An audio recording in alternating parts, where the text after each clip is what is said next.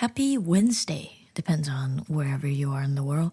But in Asia, it's currently Wednesday, and it will soon be Wednesday on the other side of the world. Sorry for being a little late this time. I had some personal problems that I had to deal with, and which I will also talk about and finally unpack this week on today's podcast.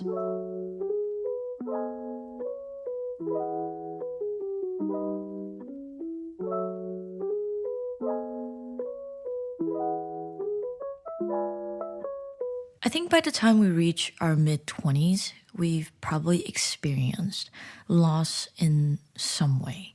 For example, typically it would be the loss of our grandparents because they're the oldest in our family, or sometimes we could also lose another member of the family or in our distant family like our cousin, our uncles, our aunts, you name it. And lastly, it would be the loss of our beloved pet because chances are you probably got them when you were 5-6 years old or when you were a little bit older.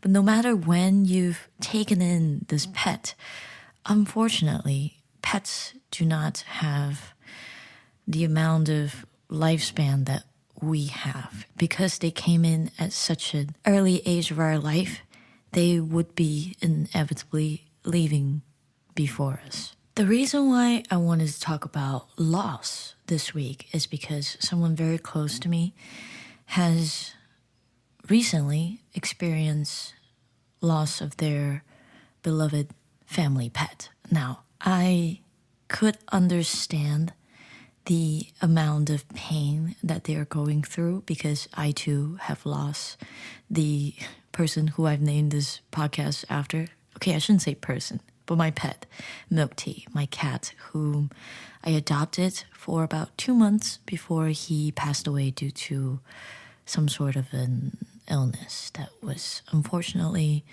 untreatable. To be honest, loss is never an easy topic to talk about. Disregard how long this incident may have taken place. For me, Milk Tea passed away 3 years ago. By now, I can confidently say that I am able to mention his name without tearing up. I might sound dramatic, but in the beginning, when the wound was still fresh, I couldn't really think about him because every time I thought about him, it brought me to tears. And you would think, dude, that's ridiculous. You've only been with him for 2 months. Well, time really isn't an accurate measurement because the time he arrived in my life was such a critical period and I was struggling emotionally and he was my rock. He was a very temporal but sturdy rock that I relied on a lot when I came home after a long day of just lecturing and studying from school. It also had to do with what Milk Tea symbolized. He was a cat that I adopted on a whim. That sounds very irresponsible, right? But what was happening in my life was that I was very unhappy with pre-med and how it's going. I didn't experience the phenomenon where you tweet one photo, how it started and how it's going. For me, both of those pictures were just black pictures. There was no light within where I started and where I was heading. It was not where I wanted to go, but I didn't have a choice. Okay, that is not true. I am an able person. I could make decisions for myself. But at the time, filial obedience weighed more than how much I care about myself. So I couldn't physically, emotionally, mentally make the choice to choose me before my parents. And cat, or any other pet that's bigger than a goldfish or hamster, were a symbol of defiance.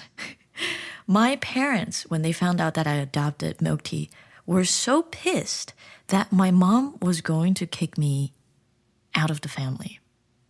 It's insane. It's mind-boggling how my place in the family could be just very, very easily renounced because of a stray cat. But I stuck by him because he was a choice that I made with a clear conscience. I fully believed in raising milk tea. Even though it seemed like an impulsive decision, I was ready to open my heart and love him for the rest of his life. Which is why I think when he left, it took such a big chunk of my soul, I guess, that I just have yet to see him in my dream. In the beginning, I was so confused. Does that mean I don't love him enough? Which is why I don't see him. But I think it is because I repress the thought, the feeling of losing him, so much so that even in my subconscious, I am not ready to face him. Or I'm not ready to fully accept the fact that I have lost him forever. It is also odd because this is not the first time that I experienced death or I experienced loss. When I was, I want to say 13 years old? When I was 13 years old, I actually was the person who found my grandfather's body when he passed away in his sleep. At that time, I think I wasn't able to fully process what was going on, so I didn't grieve fully as my mother and my grandma and everyone else in my family grieved. I understood that grandpa is now gone. It is hurtful, but it just sounds so bad, but it didn't hurt as much. It didn't hurt personally as it did for my cat. If my mom listens to the podcast, I'm dead. I respect my grandfather, and we shared a lot of memories together, but it all happened when I was very, very young. And I still have a very fond memories of him. And I dream about him sometimes, but never have I ever dreamed about milk tea. My hypothesis is that, you know what, let me just bring out the science major in me. My hypothesis is that because those deaths, my grandfather's and milk tea's deaths, were fundamentally different, one was a natural death, the other one is a semi-natural death. I think that is why I am unable to accept milk tea's death as much as I could rationalize my grandfather's. Milk tea was so sick to a point where he was just skin and bones. You could tell by the condition of his fur that he was unwell. And it really pains me to see him in that state. And my heart was really screaming, no, let's do a little bit more. Let's help him get some liquid, any substance in his body so that it's not eating itself. And, maybe we can ride this one out and he will be fine again. But it wasn't going to happen. A miracle wasn't going to happen and undo all the damages that it has done on his body. And the vet told me so as well. So I was left with two choices. I either euthanize him or I put him through more surgeries that could help him last a little bit longer, but in no shape or form will solve the ultimate issue of his organs failing.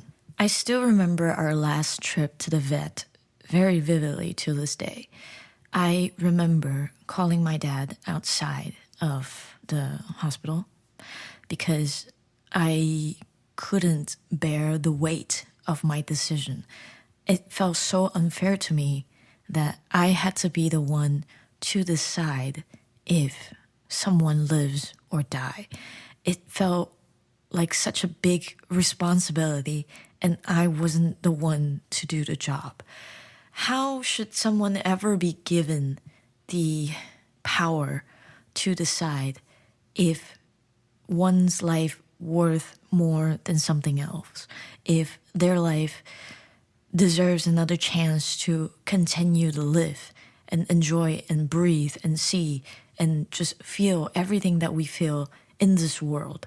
I couldn't bear it, and I just couldn't process the fact that I will be the person to say yes. I will be the person to hold him while this liquid travels through his bloodstream and eventually stops his heart.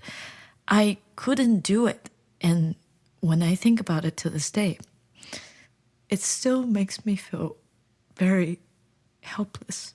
I wish I could be a coward at that moment and just run away from this responsibility of deciding my pet's fate. But I didn't have anywhere else to run, and I had to make the most unbiased, unselfish decision to end his life.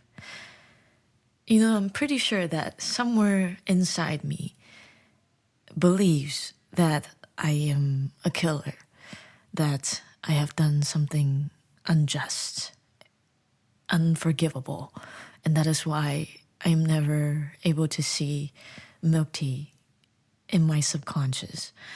But 3 years later, I am a little better. I'm a little more forgiving to myself, and I've learned how to deal with loss, or more specifically, the pain of losing a beloved pet. In the beginning, I didn't know how to process all that pain, all that trauma. So I went on the internet and I came across this one post that really struck a chord with me, and I remember till this day. And I shared that knowledge. It's not really a knowledge. Share that tip with the friends around me whenever they're experiencing loss of any kind. It is a post. I don't remember if it was a Facebook post, but it's quite old.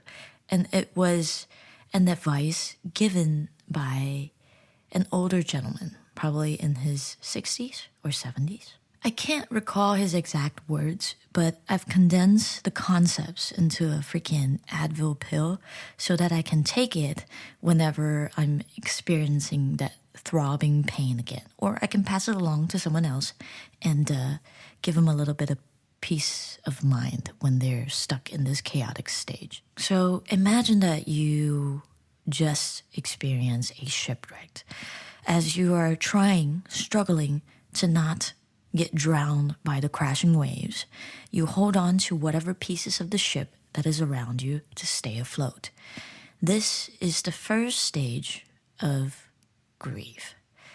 So the shipwreck is this traumatic incident that just happened, and while you are trying to remain calm, you hold on to these little pieces that remind you of them, and your emotions are still very unstable, and it is okay. It's okay that you're a mess right now because you basically have a handful of puzzles and you don't know how to solve them.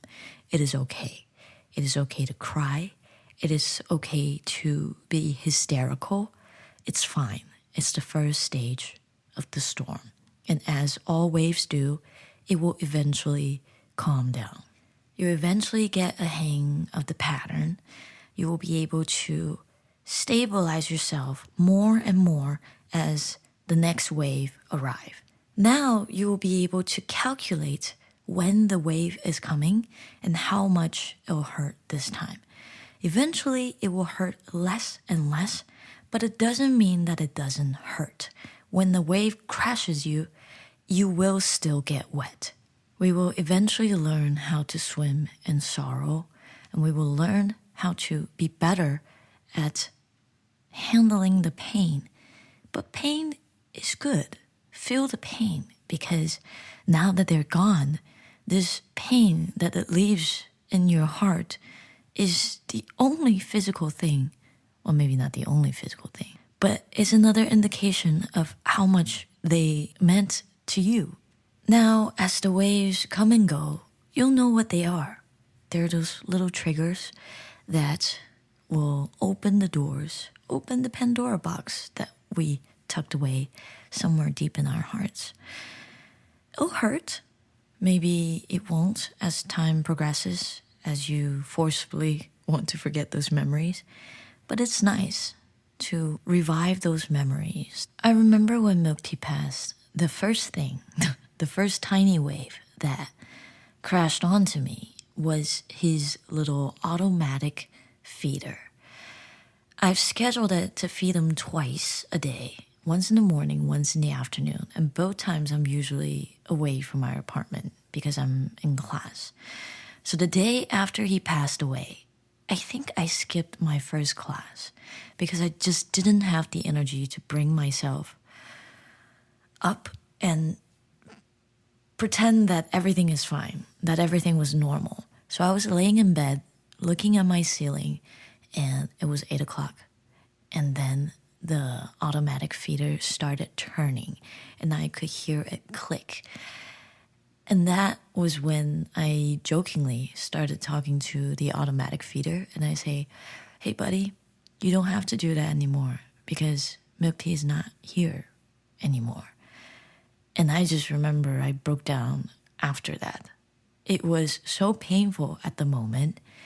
Now, it doesn't hurt me as much.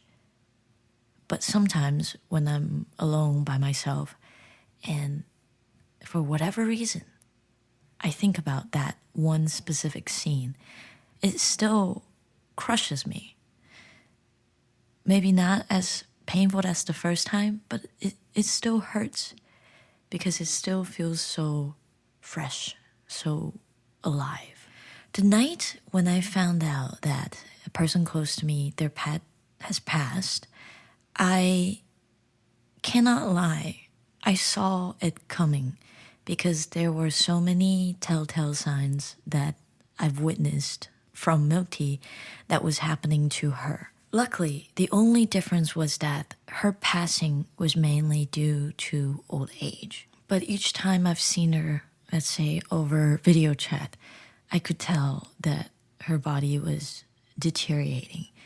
And I couldn't bring myself to warn this person that her time might come sooner than you've expected, because it's just not an easy thing to disclose. And I didn't want to discount the possibility of a miracle happening. So I remain hopeful. However, she is sadly no longer with us today. But that night, as we were grieving for her, as they were experiencing that shipwreck, I too was pulled into the same ocean and feeling the same wave just crashing onto my body. However, this time it was a mixture of their pet, my memory with their pet, and my memories with milk tea. After we were both done bawling our eyes out, I remember them saying that tonight I hope I could dream about my pet. And I said, I hope so too, but it's not that easy. And the next day, neither of us have dreamt about our late pets. A few days ago, I was sitting on the toilet. Out of nowhere, I wanted to see milk tea. And luckily, thank you, past self, I've kept a compilation of milk tea on my Instagram story. And I just watched that whole thing. It felt like I watched his entire life in 5 minutes. It felt too quick. It felt like it was not enough. And I experienced a small turbulence, small wave. I was able to manage it quite well, but afterwards, it left me feeling very empty. I missed him a lot. I really do. Taro is nice enough to suggest that perhaps milk tea has made a lot of friends in cat heaven. That's why he doesn't have the time to visit me in my dreams. But I always jokingly reply that biz probably forgot about me. That's why I've never dreamt about him. But you know, and I know, it's because I'm probably still not ready to see him yet. And that is why he hasn't knocked on my door since he left. These days, I have a lot of coworkers around me that are thinking about getting a pet, especially because they're abroad and they feel lonely, so they want some sort of a companion, and they've egged me on to get a cat of my own as well. But I told them, you know what? Right now, I have set this goal that when I pay off my 3 student loans, I will reward myself by adopting a cat, because by then I will be a lot more free financially, hopefully, and I will have more expandable incomes that I would be able to confidently take care of a cat if anything wrong happens to them. I don't have to worry about, oh shoot, I don't have the money to pay for a vet if that situation ever arises. But I am not sure if I am ready for that. Currently speaking, emotionally, I don't think I am ready for another pet yet, even though it has been 3 years. So I hope that 3 years later, I will be more prepared and more mentally stable enough to accept another member in my life. Maybe by then I'll have enough room in my heart. Thanks again for listening to my 2 cents about how I dealt with loss. It's just my personal experience. I just hope that what I've compiled will be useful to you in one way or another. And as always, you're not alone, and there are always others around you that have felt the same. So don't be afraid to reach out. We're always here for you. Thanks for tuning in to the 40th podcast of Lactose Intolerant. I hope you're well, and don't forget to call the people you love to make sure that they're okay. And don't forget to always give a kiss to your lovely pet whenever you say goodbye. Thanks for listening, and I'll see you next time. Bye.